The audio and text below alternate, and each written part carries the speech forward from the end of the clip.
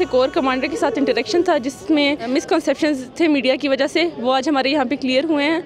इस इंटरेक्शन में हमारी बहुत सी मिसकॉन्सेप्शन थी रिगार्डिंग आर्मी जो बहुत क्लियर हो गई, और इस तरह की मैं भी चाहता हूँ कि आगे भी इंटरेक्शन होनी चाहिए। काफ़ी इन्फॉर्मेटिव भी रहा, और जो काफ़ी सारे हम लोगों को मिथ्स और जो मिस इन्फॉर्मेशन जो गाइडलाइंस हमें सही नहीं दी जा रही हैं उससे रिलेटेड हमें काफ़ी इन्फॉर्मेशन मिली। एंड आई गेस इस तरह के और सेशंस कंडक्ट करवाने चाहिए जो कि मिलिट्री का और सिविलियंस का जो आपस में इंटरेक्शन है उसको स्ट्रॉन्ग करेगा, और हमारे कम्युनिकेशन गैप जो है जो काफ़ी बढ़ चुका है रिसेंट ईयर्स में वो काफ़ी हद तक कम हो पाएगा। सोशल मीडिया सब यूज़ करते हैं, हमें पता चलता है कि ये हो रहा है, ये हो रहा है, इसके पीछे ये है, तो वो कन्फ्यूजन्स क्लियर करने के बेसिकली हमें बुलाया गया था।